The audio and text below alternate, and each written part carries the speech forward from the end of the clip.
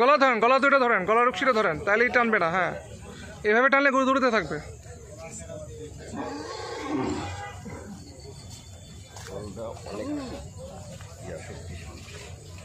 মাশাআল্লাহ।